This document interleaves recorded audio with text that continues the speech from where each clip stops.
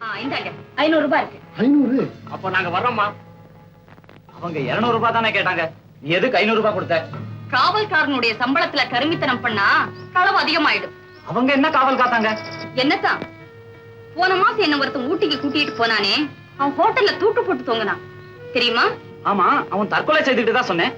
பேப்பர்ல கூட அப்படித்தானே போட்டிருந்தான். அதுதான் இல்ல, எனக்கு 2000 வரைன்னு சொன்னான். 1000 தான் கொடுத்தான். மீதியை கேட்டேன். போடி, உனக்கு இது போதும்னு சொல்லி கேவலமா பேசி என் கழுத்தை பிடிச்சு வெளியே தள்ளிட்டான். எனக்கு ஆத்திரமும் அவமானமும் தாங்கல. இந்த ஜம்பு மாயாண்டி கிட்ட சொன்னேன். என்ன செய்யணும்னு கேட்டாங்க. அவனை தூக்கில போடுங்க நானும் கோபத்துல சொன்னேன். சொன்னதை அப்படியே செஞ்சுட்டானுங்க. ஐயோ, வரைய செய்துட்டாங்களா? இவங்க நம்ம இடத்துக்கு வரவிடுறதே தப்பு. நீ புரியாம பேசுற ஜிம்மி. தங்கம் விக்கிற இடத்துல கூட காவல் இல்லாம இருக்கலாம். ஆனா பெண்மை விக்கிற இடத்துல காவல் அவசியம் தேவை. நான் எங்க போனாலும் இந்த 2 பேரும் என்ன நிழல் போல தொடர்ந்து வருவாங்க. அதனாலதான் அள்ளி அள்ளி கொடுக்கிறேன். இத்திரைப்படத்தில்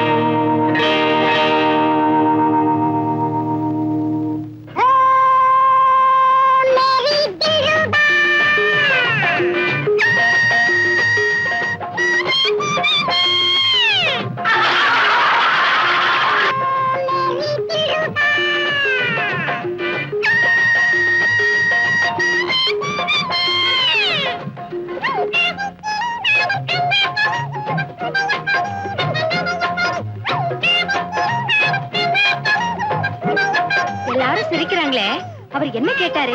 ஏன் தனியா வந்து படுக்கிறாரு? எனக்கு தெரியாதுமா. அப்ப நீ ஒன்று சிரிச்ச? எல்லாரும் சிரிச்சாங்க, நானும் சிரிச்சேன். Sir sir, Want to keep quiet.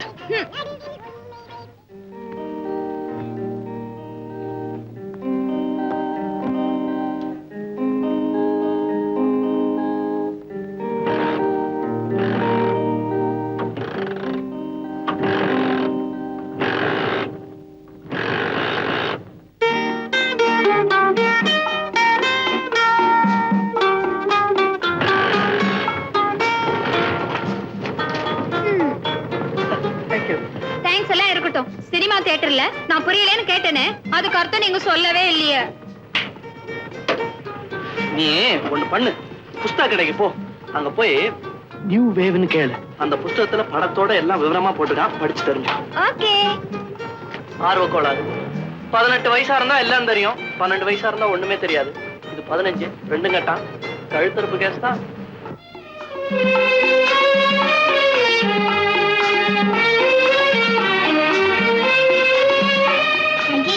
என்னடி இது பஞ்சாங்கம்?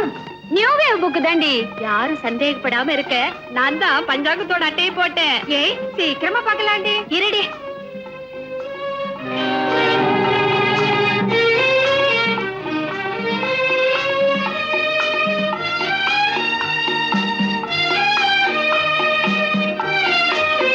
Very good. நியூ வேவா? புஸ்தகம் கிடைச்சிட்டாப்ல இருக்கு. நல்ல மனப்பாடம் பண்றீங்களா? நான் இத பரட்டி கூட பார்க்கல. இந்த மாதிரி புத்தகம் எல்லாம் எங்களுக்கு எதுக்கு? இது உங்களுக்கு வேணாமா? அப்ப நான் எடுத்துக்கிறேன். இது உங்களுக்கு எதுக்கு? இதான் என்னோட தொழில். ஐயோ, இதுதான் உங்க தொழிலா? வாங்கடி போலாம். சட்டவிரோதமான புத்தகமாச்சே. நான் விளையாட்டுக்காக சொன்னேன், 2 கட்டா நிஜமாவே வாங்கியிருக்கேன். தம்பி, இப்படி கொஞ்சம் வா வா வா.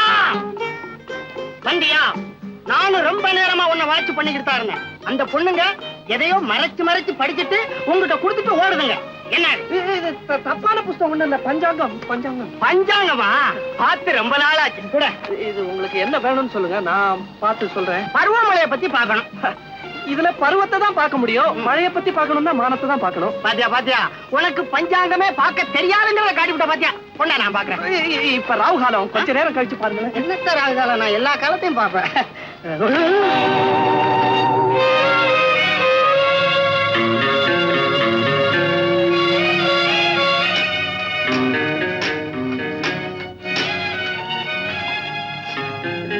ஹலோ, யார் முதல்ல பேசுறது? நான் பேசுறேன். ஆள் அனுப்புறேன்னு சொல்லி அனுப்பிச்சிட்டியா இல்லையா? உயிர் போயிட்டு இருப்பாங்க. ஐ அம் டெரிபிளி நர்வஸ். என் உடம்பெல்லாம் துடிச்சுக்கிட்டு இருக்கு. சார், ஆள் வந்தாப்பா. தேங்க்யூ.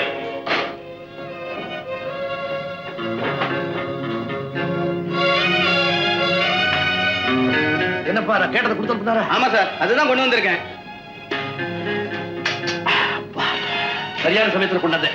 கொஞ்சம் லேட்டா இருந்தது என் உயிரே போயிருந்திருக்கோம். அதிகமா குடிக்க கூடாதுக்காக நான் ஸ்டாக் அதிகம் வச்சுக்கிறது இல்லை. இன்னைக்கு என்னமோ அர்த்தானா ஒரு கடையும் இல்லைன்ட்டா. கொஞ்ச நேரத்துல நான் பட்ட பாடு எனக்காப்ப தெரியும்.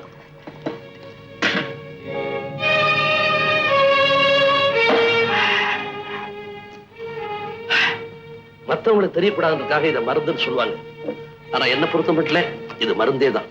ராத்திரி இதை குடிக்காம படுத்தேன், விடியறதுக்குள்ள ஜன்னி கண்டு செத்தே போவேன்.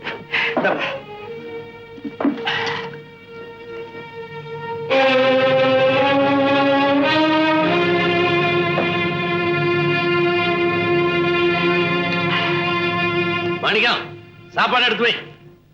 போதும் போதும். சரியான ராகால நீ. இவ்வளவு தோத்தப்பட்ட எப்படி திங்கிறது? என்னால முடியாது. இவ்வளவு வேஸ்ட்.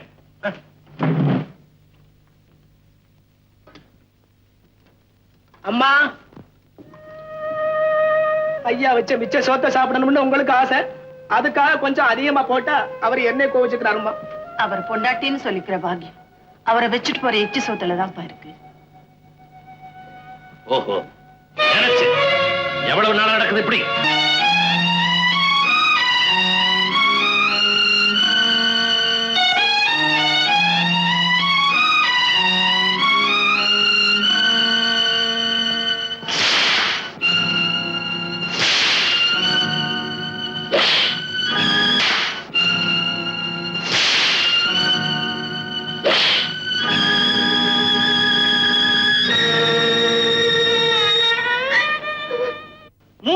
முன்னாடியே சிங்கப்பூர்ல போய் செட்டில் ஆயிட்டோம். இப்ப மறுபடியும் தமிழ்நாட்டுக்கு வந்து ஒரு நல்ல மாவட்டத்துல ஒரு தொழில் ஆரம்பிக்கணும்னு ஆசை. அது எந்த மாவட்டம் அப்படிங்கிற யோஜனையை கேட்கலாங்கிறதுக்காகத்தான் உங்ககிட்ட வந்தேன். நீங்களும் நாங்களும் தூரத்தூரம்னு சொல்லி போட்டீங்க. ஆமா, கிட்ட வாங்க.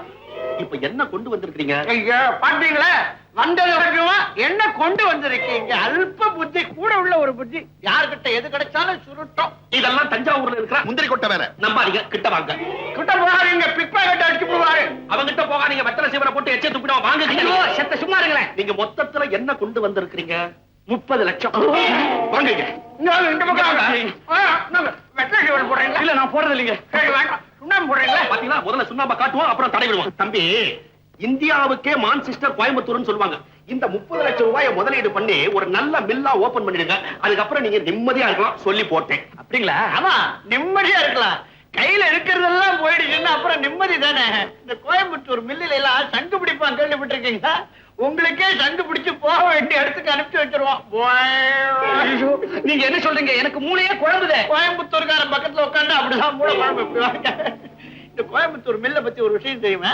மாசத்துல 30 நாள்ல 28 நாள் ஸ்ட்ரைக்கு மில்ல இழுத்து மூடிவிடுவா. தள்ளி உட்காருங்க. பாக்கி இருக்கிற 2 நாள்ல ஒரு நாள் யூனியன் தேர்தல், இன்னொரு நாள் வெற்றி விழா.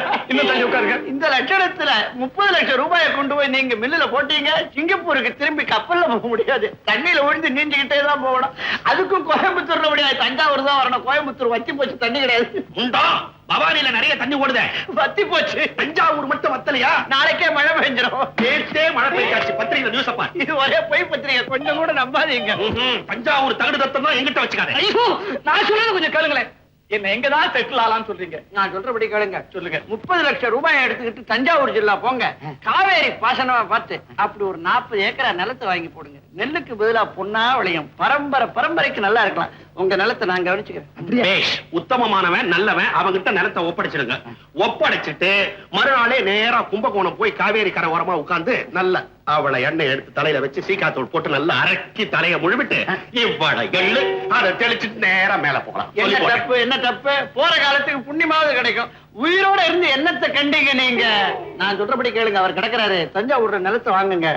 ஆமா, இவங்க பேச்சு கேட்டு 30 லட்சத்துக்கு தஞ்சாவூர்ல நிலத்தை வாங்கி போடுங்க. நில ஒச்ச வரம்புன்னு சொல்லி எல்லாத்தையும் எடுத்துக்கிட்டு 5 ஏக்கராவை கையில கொடுப்பான். அந்த 5 ஏக்கராவுக்கும் தண்ணிக்கு ஆளா பறக்கணும். ஏன்னா காவேரிக்கு நடுவுல இவங்க மச்ச அணை கட்டிட்டு இருக்காங்க. கேட்டியாடா முந்திரி கொட்டை என்ற கோயம்புத்தூரை கேவலமா பேசுறேன். உன்ற தஞ்சாவூரை கேவலமா பேச மதுரை வந்தாச்சு. அது என் காதுல விழல. நான் சங்கீதத்துல இருக்கேன். இங்கீதம் தெரியாதவனுக்கு சங்கீதம் எதுக்கு? நீங்க இப்படி வாங்க, நான் உங்களுக்கு யோசனை சொல்றேன்.